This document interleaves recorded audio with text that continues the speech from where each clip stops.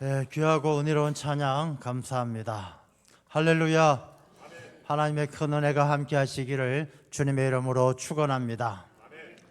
작년 2023년 연말 통계를 보면 우리나라 인구가 5,177만 명입니다. 5,177만 명인데 우리 2020년부터 해서 3년 동안 계속 인구가 줄어들다가 이제 2023년 작년에 인구가 조금 다시금 늘어났습니다. 한 8만 명 정도 늘어났습니다.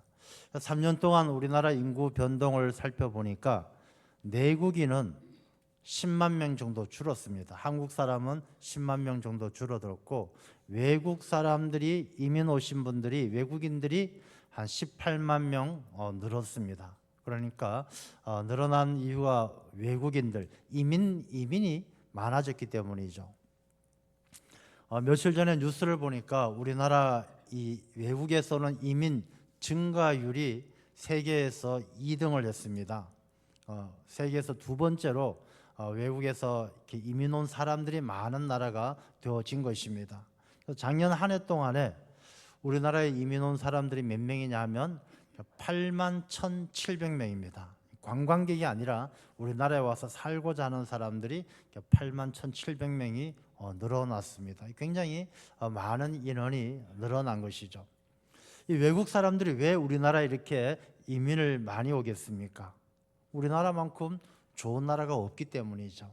우리나라가 살아가는 게 여러분들 먹고 자고 생활하는 것이 세계에서 아주 제일 높은 수준에 있다는 걸 우리가 잘 아셔야 됩니다. 외국인들이 우리나라에 와서 놀라는 게 뭐냐 하면 많은 것들을 놀라지만 사람들이 입고 다니는 옷만 봐도 놀란다라고 이야기합니다. 우리나라 사람들처럼 옷을 잘 입는 나라가 잘 없어요. 특히 산에 갈 때 보면 우리가 뒷동산에 올라가도 히말라야 올라갈 때처럼 다 갖춰 입잖아요. 등산복 입고 등산화 신고 그런 나라가 없어요. 그리고 우리가 옷을 입을 때도 요즘에 옷을 달아서 찢어져서 못 입는 옷은 없잖아요. 다 유행이 지나기 때문에 버리기도 하고 이게 안 입고 다니는 것이죠. 그런 나라가 잘 없다는 것입니다. 옷만 그렇습니까? 차도 외국 사람들이 우리나라에 와서 보면 놀라는 것이 차가 너무 좋아서, 차가 너무 큰 차들이 많아서 놀란다는 것입니다. 우리나라에 있는 차들 보면 외제차는 이루 말할 것도 없고, 국산 차들도 사람들이 조그만 차는 잘 안 탑니다. 다 중형, 대형 이런 차들을 타는데 그것도 참 놀라운 일이죠. 우리나라 사람들이 먹고 사는 수준이 굉장히 세계 탑 클래스에 올라 있는 것입니다. 그것뿐만 아니라 우리나라의 안전 문제, 치안 문제도 세계 최고죠. 여러분들이 해외 가신 분들 많이 느끼시겠지만 해가 지고 어두워지면 마음 놓고 돌아다닐 수 있는 나라가 몇 나라 없습니다. 미국도 마찬가지고 다른 선진국 유럽도 마찬가지입니다. 가서 마음 놓고 밤에 돌아다닐 수가 없는 나라가 대부분이에요. 소매치기, 강도 이런 것들도 이루 말할 수 없고요. 우리나라에서 여성분들이 밤늦게 밤 11시고 12시고 다니지 않습니까? 이런 나라는 정말 세계적으로 찾아보기 힘든 거예요. 여자 혼자 밤늦게 돌아다니는 것이 다른 나라에서는 거의 불가능할 정도로 힘든 일입니다.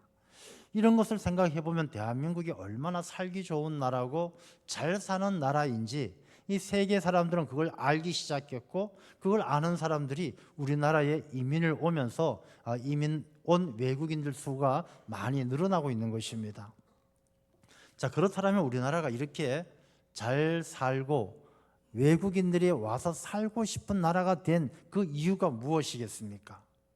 저는 하나님의 은혜인 줄로 믿습니다. 어떤 사람들은 이야기해요. 국민성이 부지런하고 머리가 좋고 똑똑하고. 잘 생각해 보십시오. 우리나라가 6.25 전쟁 끝나고 남과 북이 딱 갈라져서 북쪽도 우리의 똑같은 우리 동족, 우리 민족입니다. 우리가 머리가 좋으면 북한도 머리가 좋아요. 우리가 열심히 살고 싶으면 그들도 열심히 살고 있는 것이죠.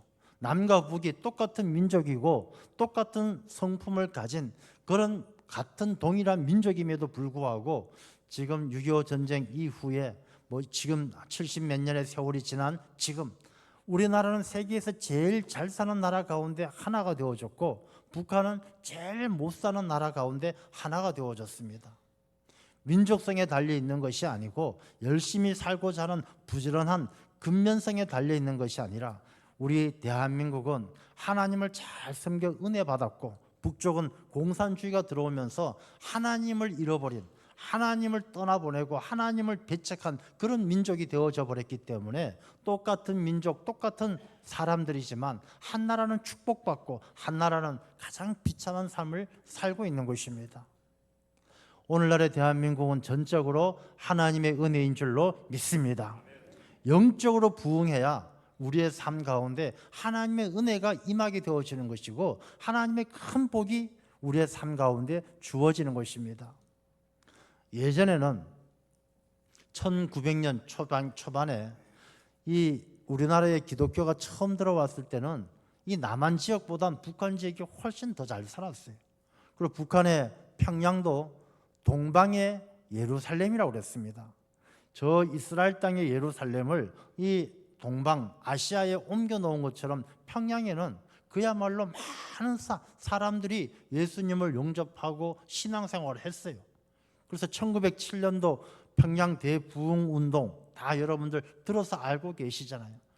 1907년에 평양에서 있었던 사람들이 회개하고 하나님 앞에 돌아오고 그런 성령의 뜨거운 바람이 불었을 때 평양이 어마어마하게 부흥했던 것이죠. 그랬던 평양이 남쪽보다 북쪽이 훨씬 더 잘 살았는데 이 북한이 공산주의가 들어서면서 하나님을 대적하기 시작하면서 이 북한은 급격하게 기울어졌고 오늘날의 북한, 세계에서 가장 못 사는 나라 중에 한 나라가 되어져 버린 것이죠. 그러니 하나님의 은혜가 얼마나 귀하고 큽니까? 예루살렘은 대한민국에서 아주 멀리 떨어져 있어요. 비행기 타고도 13시간은 가야 됩니다. 그 먼 예루살렘, 그곳에서 2000년 전에 오신 예수님, 그 예수님이 2000년의 세월을 돌고 돌아 이 대한민국 조선 땅에 왔고 그 예수님을 영접한 이 나라 이 민족은 100년도 안 되는 이 짧은 시간 가운데 세계 사람들은 한강의 기적이라고 이야기하는 만큼 하나님의 큰 복을 받게 되었던 것입니다. 우리가 이런 하나님의 은혜를 기억하고 더욱더 하나님을 잘 섬겨야 할 줄로 믿습니다. 근데 사람들이 잘 살고 잘 지내다 보니까 이 사람들이 나태해지기 시작하고 게을러지기 시작합니다. 코로나를 지나면서 한국 교회가 큰 어려움을 당하고 있어요. 그래서 우리가 오늘 이 본문의 말씀은 에베소에서 있었던 일입니다. 에베소에서 있었던 일인데 마지막 20절 말씀을 보면 이와 같이 주의 말씀이 힘이 있어 흥왕하여 세력을 얻으니라. 우리가 다시 한번 우리 대한민국이 영적으로 부흥해서 우리나라 이 대한민국이 세계 선교의 가장 큰 일꾼이 되어지고 우리 교회 한국 교회가 다시 한번 흥왕할 수 있도록 오늘 이 에베소에서 있었던 일들을 다시 한번 생각할 때 우리 마음을 또 우리의 신앙을 다시 한번 추스려서 2025년 우리가 부흥하는 교회, 하나님께 귀하게 쓰임 받는 우리 당일 교회가 다 되어야 할 줄로 믿습니다. 자, 그러면 이 에베소에서는 어떤 일이 일어났기 때문에 이렇게 주의 말씀이 힘을 얻고 흥왕해서 세력을 얻어서 에베소 교회가 부흥했는지 오늘 이 말씀을 통해서 한번 살펴보도록 하겠습니다.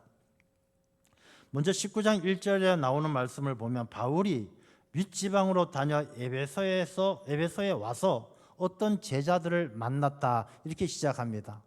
이 사도행전 19장은 사도 바울이 에베소에 도착해서 있었던 일들을 기록을 하고 있습니다. 에베소는 어떤 도시냐? 여러분들 가보신 분도 계시겠습니다만 지금도 그 에베소의 유적은 굉장히 어마어마합니다. 그 원형극장도 있고 두란노 소원도 있고 그 규모가 굉장히 큰 도시였음을 알 수가 있습니다. 이 에베소는 소아시아 지역, 소아시아는 터키입니다. 이 터키 지역의 그 당시의 수도였습니다. 이 로마가 세계를 정복하고 나서 자기들이 다스리는 그 땅들을 행정구역으로 나눌 때 이 아시아 지역을 아시아로 명했는데 그 중에 가장 가까운 땅이 터키입니다. 이 터키는 유럽하고 아시아가 같이 연결되어져 있죠. 이 이스탄불은 유럽이고 그다음에 나머지 대부분의 땅은 아시아 지역입니다. 그래서 유럽과 아시아를 가르는 이 보스포러스 해협도 이 터키에 있는 것이죠. 이 터키 지역은 아시아 중에서 가장 유럽에 가깝습니다. 그래서 이 지역을 유럽 사람들은 소아시아, 아시아 중에서 가장 가까운 지역으로 인정했고 그곳에서 수도의 역할을 했던 곳이 바로 에베소입니다. 에베소는 항구 도시였고 사람들이 많았고 여기는 아르테미스, 아데미 신전이 있어서 이 아데미라는 여신을 섬기던 우상을 숭배하던 곳이 바로 이 에베소입니다. 그래서 이 에베소에 사도 바울을 통하여 또 이곳에 복음이 전해지고 교회가 세워졌는데 사도 바울이 떠났다가 3차 전도 여행 때 다시 에베소에 오게 된 것입니다. 그래서 에베소에 딱 와보니까 교회가 있고 사람들이 이제 신앙생활을 하고 있습니다. 근데 그 중에 몇 사람을 만났어요. 몇 사람을 만나서 사도 바울이 물어보기를 야 너희들 성령을 받았느냐? 2절 말씀에 너희가 믿을 때에 성령을 받았느냐? 이렇게 물어봐요. 근데 이 사람들이 성령 그게 무슨 말씀입니까? 2절 말씀에 보면 성령이 계심도 듣지 못했습니다. 성령이 도대체 무슨 소리입니까? 그게 뭡니까? 이렇게 이야기를 하는 거예요. 그럴 때 이 사도 바울이 뭐라고 이야기하느냐면 그러면 너희가 무슨 세례를 받았느냐? 너희 세례 받아서 성도가 되어졌는데 너희들 받은 세례가 뭐냐? 그럴 때 이 사람들이 하기를 우리는 요한의 세례를 받았습니다. 우리가 세례를 받았느냐 물어볼 때 대답하기를 요한의 세례를 받았습니다. 자, 여기서 우리가 한번 이 에베소 교회의 영적 상태가 우리하고 뭐가 닮아 있고 뭐가 다른지를 한번 생각해 보아야 합니다. 여러분들은 성령 세례를 받았습니까? 아니면 요한의 세례를 받았습니까? 이 요한의 세례라는 것, 이 에베소 교회 성도들이 받았다고 이야기하는 요한의 세례는 회개의 세례예요. 회개의 세례고 이 세례는 예수님께서 주시는 세례하고 달랐던 것이죠. 사도행전 1장 5절의 말씀을 잠깐 같이 보도록 하겠습니다. 같이 한번 읽어보겠습니다. 요한은 물로 세례를 베풀었으나 너희는 몇 날이 못되어 성령으로 세례를 받으리라 하셨느니라. 아멘. 우리가 세례 받을 때 여러분 다 기억하시잖아요. 목사님이 머리에 손 올리고 이렇게 성수를 올리면서 성부와 성자와 성령의 이름으로 세례를 주느라 이렇게 하는 것을 세례라고 생각합니다. 물론 그건 눈에 보이는 세례예요. 근데 이 세례는 눈에 보이는 세례가 전부가 아니라 성경 말씀에 보면 세례는 마음의 하라고 했습니다. 할례는 육신의 할례가 아니라 마음의 할례를 받아야 할지니라 그렇게 말씀하십니다. 이 요한의 세례는 눈에 보이는 세례예요. 형식적인 세례예요. 사람들이 사람을 봤을 때 인정하는 사람의 눈으로 인정하는 세례가 요한의 세례예요. 그래서 요한의 세례는 사도 바울이 이야기하기를 이 요한의 세례에 대해서 4절 말씀에 보면 바울이 이르되 요한이 회개의 세례를 베풀며 백성에게 말하되 내 뒤에 오시는 이를 믿으라 하였으니 이는 곧 예수라 하거늘. 그러니까 이 세례 요한은 예수님께서 오시는 길을 예비하는 사람이에요. 새로운 주인이 아니라 이 세례 요한은 새로운 주인을 모시기 위해서 준비하러 이 땅에 오신 사람이에요. 그런데 그 당시의 사람들은 세례 요한을 어떻게 생각했느냐 하면 누가복음 3장 15절에 보면 이 백성들이 바라고 기다림으로 모든 사람들이 요한을 혹 그리스도신가 심중에 생각하니 당시의 사람들은 세례 요한이 그리스도인 줄로 모른다. 그리스도인지도 모르겠다라고 생각하면서 이 세례 요한하고 예수님을 잘 구분하지 못하고 세례 요한이 이 그리스도가 주는 세례하고 똑같이 그렇게 이해를 하고 있었다는 것이죠. 이 말씀은 우리가 신앙생활하면서 내가 좋은 교회 다니고 주일날 꼬박꼬박 나가면 난 구원받았다라고 생각하는 것하고 똑같은 거예요. 정말 구원받은 사람은 예수 그리스도의 성령의 세례로 내가 거듭나고 새로운 사람이 되어야 되는데 그것은 잠시 잊어버리고 형식적인 신앙생활에만 집중하고 있었다라는 거예요. 오늘날 한국 교회에 많은 사람들이 주일이면 교회에 나와서 예배를 드립니다. 그 숫자가 1,000만이 넘어갑니다.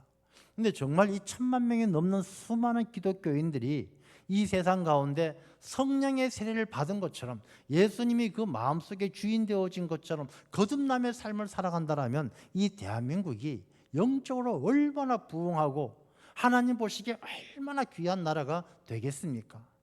근데 안타깝게도 이 요한의 세례만 알고 있는 사람들이 너무 많은 거예요.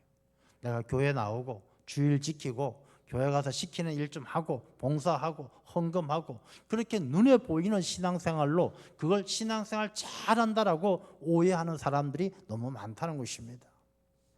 여러분, 우리는 요한의 세례가 아니라 예수 그리스도의 이름으로 세례를 받아야 할 줄로 믿습니다.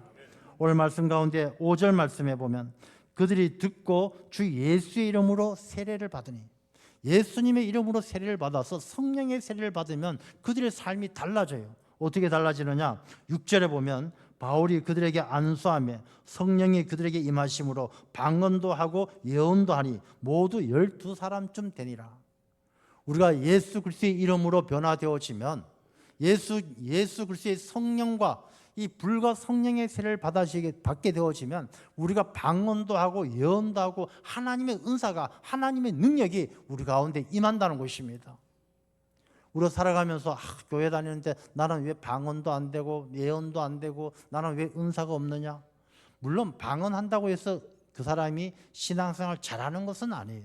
우리가 고린도전서의 말씀을 보면 하나님이 주시는 은사는 다 틀려요. 누구는 섬기는 은사를 주시고 누구는 가르치는 은사를 주시고 다 주시는데, 우리가 이 은사를 받기 위해서는 내가 요한의 세례가 아니라 주 예수의 이름으로 내가 성령과 불로서 거듭나는 하나님의 사람이 되어야 할 줄로 믿습니다. 우리가 신앙생활 하면서 내가 왜 신앙생활 하는지, 내가 믿는 분이 누군지를 잘 알아야 하는 것이죠. 어떤 시골에 잘 지어놓은 교회가 있었습니다. 이 교회는 건축을 잘하고 나서 벽에다가 이 돌에다가 글씨를 새겼어요. 우리는 십자가에 못 박히신 예수 그리스도를 믿습니다. 이렇게 하고 딱 벽에다 글씨를 새겼습니다. 근데 이게 교회가 건축하고 나서 이제 시간이 지나면서 이 담에 담쟁이 덩굴이 자라기 시작합니다. 이 담쟁이 덩굴이 자라면서 그 벽에 새겨진 글씨를 가리기 시작합니다. 제일 처음에 자라더니 이 담쟁이 덩굴이 어떤 글씨를 가리느냐? 십자가에 못 박힌 이걸 다 가려졌습니다. 그러니까 우리는 그리스도를 믿습니다. 이렇게 남았어요. 사람들은 그걸 보고도 우리는 그리스도를 믿으니까 그냥 아무 생각 없이 넘어갔습니다. 또 세월이 조금 지나서 담쟁이 덩굴이 더 자라고 나니까 거기에 그리스도라는 것을 덮어버렸어요. 남아있는 글씨가 뭐냐? 우리는 믿습니다. 사람들은 그걸 보면서도 아무 생각 없이 우린 믿음 생활을 하니까 우린 믿습니다 하고 신앙생활을 했다는 것입니다. 이 말씀은 어떤 의미를 우리에게 생각하게 하느냐 하면, 우리가 믿기는 믿는데 뭘 믿느냐, 왜 믿느냐를 생각해야 한다는 것입니다. 우리가 예수 그리스도를 믿으면서 십자가에 못 박힌 주님을 잊어버릴 때가 많아요. 그냥 교회 와서 주여 주여 하면 주님께서 우리를 잘되게 해주시고 복되게 해주시고 건강하게 해주시고 그것만 생각하고, 주님께서 우리를 위해서 십자가에 못 박히신 것을 잊어버리고 내가 주님을 믿고 주님의 제자가 되기 위해서는 나 역시 내가 자기를 부인하고 자기 십자가를 지고 가야 된다는 사실을 잊어버리면서 신앙생활을 하는 경우가 너무 많다는 것입니다.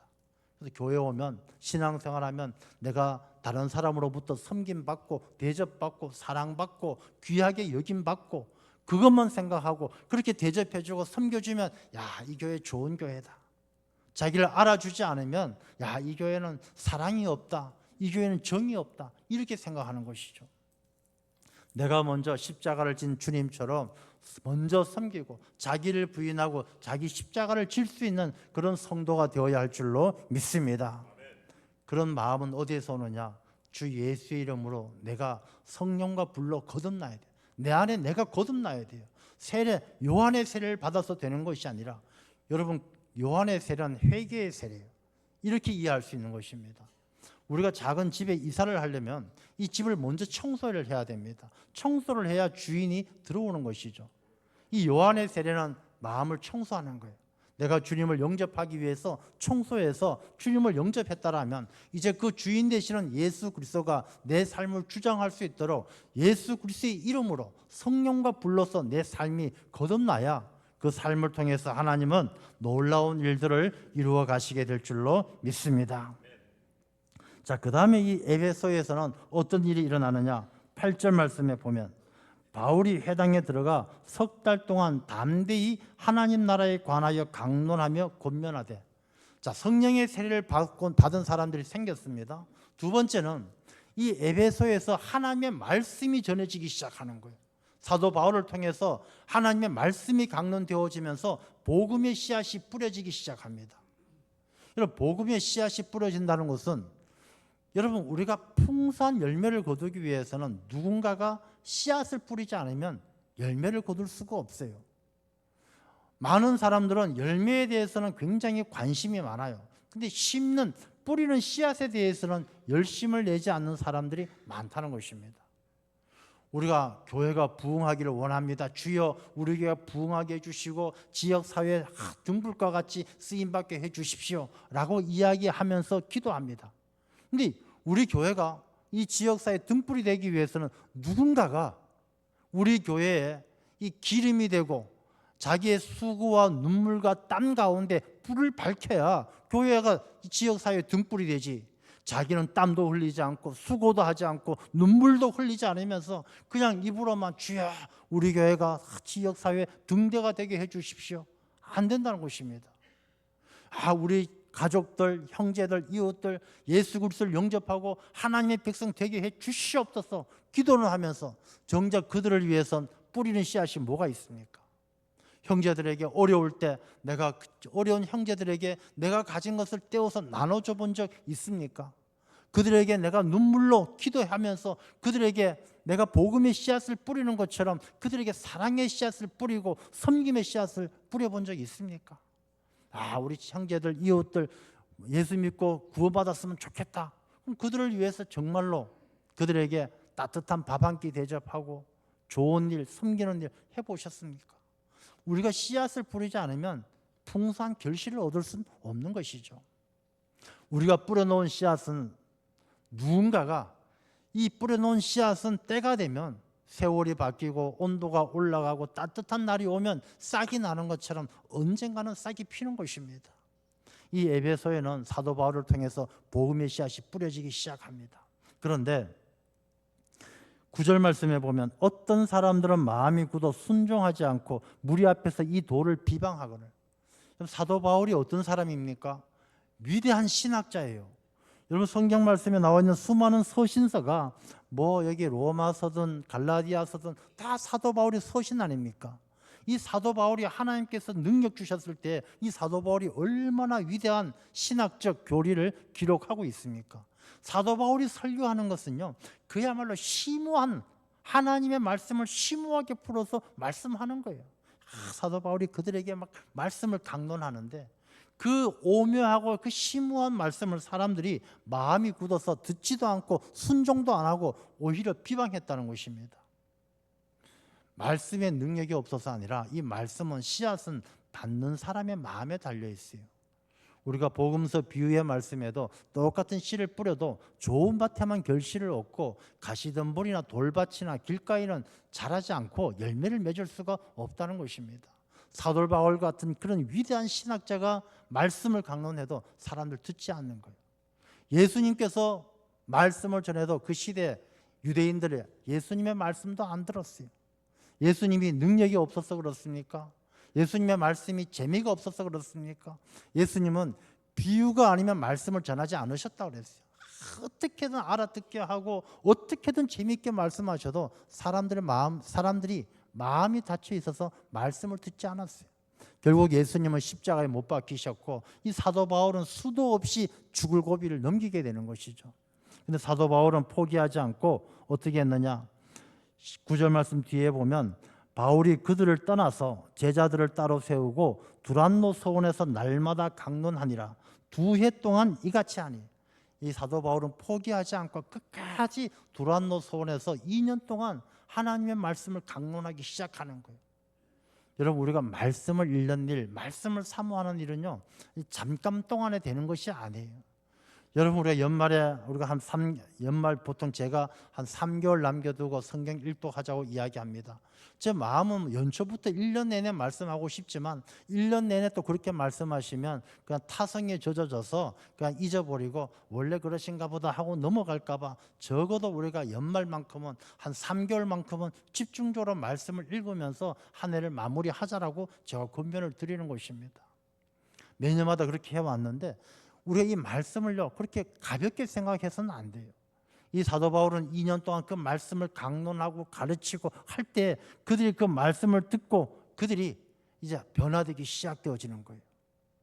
이 에베소 교회에서는 말씀을 통해서 그들의 삶이 변화되어지는 것처럼 오늘 한국교회, 특별히 우리 교회를 비롯하여 이 한국교회에도 하나님의 말씀을 사모하고 그 말씀을 마음에 새기는 그런 역사가 있어야 할 줄로 믿습니다. 여러분, 작은 씨앗이지만요 그 씨앗이 나중에 자라면 어마어마한 결실을 맺는 거예요. 김승규 국정원장이 계셨습니다. 그분 집안이요 아주 대단해요. 막 총장도 있고 국회의원도 있고 명보그룹 회장도 있고 집안 형제들이 다 대단해요. 그래서 그분 간증을 제가 들은 적이 있는데 그분 간증이 그래요. 그 집안이 5대째 믿는 집안이에요. 5대째 믿는 집안인데 그 집안은 5대째 믿는 집안인데 뭐 매년마다 이거 매년 신년이면 그렇고 명절이면 그렇고 다 이 가족들이 모여서 예배를 드린대요. 그 가족들 다 모이면 한 150명, 200명 모여서 예배를 드린대요. 아마 뭐 이 정도 사람들이 모여서 예배를 드리는 거예요. 근데 그 가정은 5대째 믿는 집안으로 그 집 가훈이 하나님을 경외하고 이웃을 사랑하라. 그거 하나님의 말씀밖에 없는 거예요. 그것으로 아이들을 가르치고 가르쳤더니 그 집안에 국정원장도 나오고 그룹 회장도 나오고 국회의원도 나오고 교수도 수십 명이 나오고 조나단 에드워즈라는 분의 그 집안도 보면요 그 집안에 뿌려진 복음의 씨앗 하나 때문에 그 집안에 부통령도 나오고 주지사도 나오고 수많은 사람들이 하나님의 귀한 일꾼들이 나오는 거예요. 그 사람들 하나하나 다 심은 것이 아니라 처음에 뿌려진 복음의 씨앗, 믿음의 씨앗이 그 자손들에게 신앙의 유산으로 물려질 때에 때가 되어지니 얼마나 풍성한 결실을 거두게 되어집니까? 여러분, 우리 교회에 말씀의 씨앗이 심겨지고 그 말씀의 씨앗이 여러분 마음 한 사람 한 사람의 마음속에 깊이 새겨지는 하나님의 은혜가 있기를 축원합니다.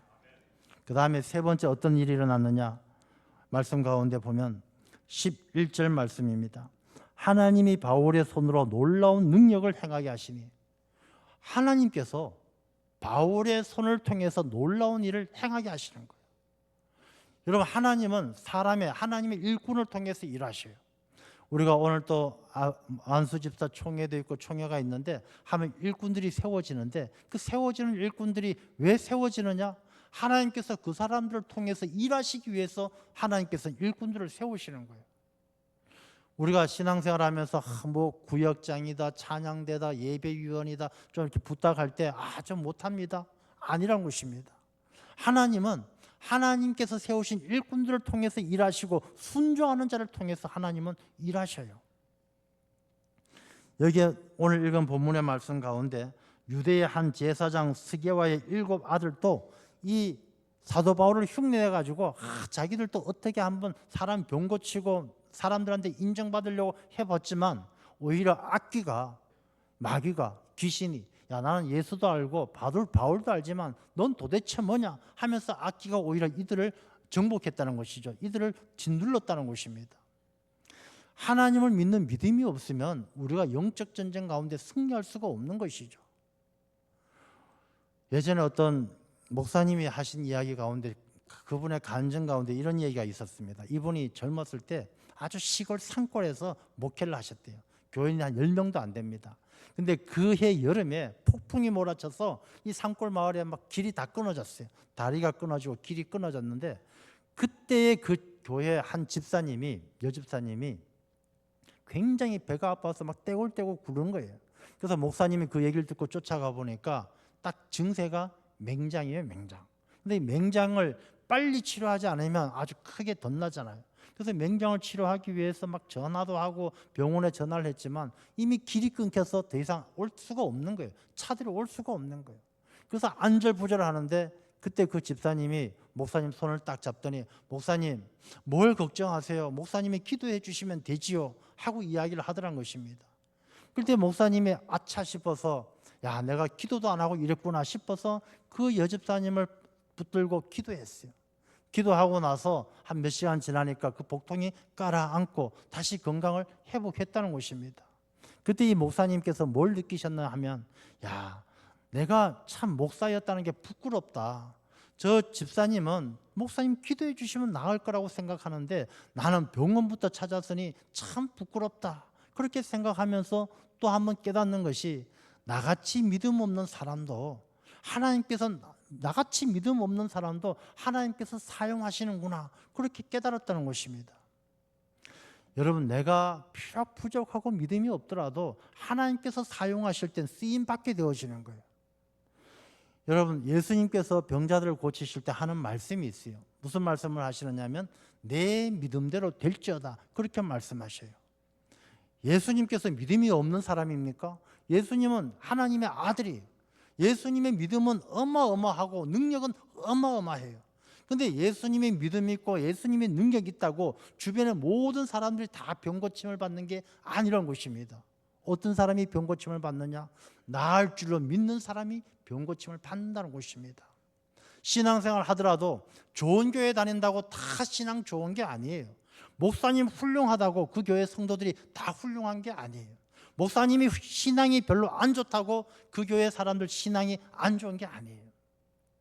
한 사람 한 사람이 내 자신이 하나님 앞에 어떤 믿음을 가지고 있느냐 그 믿음에 따라서 하나님은 중심을 보시고 판단하신다는 것입니다.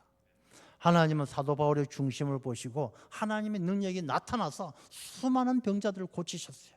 그러나 이 스와의 이 아들들처럼 그 중심에 하나님이 없고 자기 욕심만 있고 자기 고집만 있고 자기 생각만 있는 사람은 이 악귀가 덤벼들어서 마귀한테 꼼짝도 못하게 된다는 것입니다. 우리가 믿음으로 하나님의 귀한 일꾼으로 쓰임받는 사람이 되어야 할 줄로 믿습니다. 그랬더니 이 교회 가운데 18절 말씀에 보면 믿은 사람들이 많이 와서 자복하여 행한 일을 알리며, 그러니까 이미 믿고 있었던 믿은 사람들이 그들은 에베소 교회에 나오면서도 한편으로는 아데미 신전 가서 아데미 여신을 섬기고 마술을 쫓아다니고 그러했던 사람들이 이 사도 바울이 와서 있었던 일들, 에베소에서 있었던 일들을 보더니 돌아와서 자복하고 회개하면서 하나님의 자녀로 돌아오고, 많은 사람들이 그렇게 마술을 부리던 책들을 다 태워버리고 20절 말씀처럼 이와 같이 주의 말씀이 힘이 있어서 흥왕하여 세력을 얻게 되어졌다는 것입니다. 저는 이 에베소에서 있었던 일들이 우리 교회에서 일어나게 될 줄로 믿습니다. 우리가 2025년을 준비하는 이때 다시 한번 우리의 신앙, 내 삶을 돌아보면서 내가 요한의 세례, 형식적이고 눈에 보이는 세례가 아니라 내 마음에 주 예수 이름으로 성령 세례를 받아야 할 줄로 믿습니다. 그럼 말씀이 내 삶 속에서 싹이 나도록 내가 뜨거워져야 돼요. 여러분, 한겨울에는 아무리 씨앗을 심어놔도 이 싹이 자라지 않아요. 내 마음에 복음의 씨앗이 떨어져서 말씀의 씨앗이 떨어져 있다면 뜨거운 열정을 가지고 결단하고 도전하고 의지를 가지고 나아갈 때 내 삶에 풍성한 결실이 있게 될 줄로 믿습니다. 말씀의 씨앗이 자라야 돼요. 세 번째는 하나님께서 나를 쓰시고자 한다면 내가 믿음 없고 부족해도 하나님께서 맡겨주신 일에 충성을 다하며 기쁨으로 순종할 때 하나님은 그 사람을 통해서 놀라운 일을 이루어 가시는 줄로 믿습니다. 다가오는 새해 우리 교회 모든 성도님들이 이와 같이 에베소에서 있었던 일들이 우리의 삶에서 일어나며 우리 교회가 흥왕하여 세력을 얻어 부흥하는 교회, 하나님께 귀하게 쓰임받는 복된 교회 될 줄로 믿습니다. 기도하겠습니다.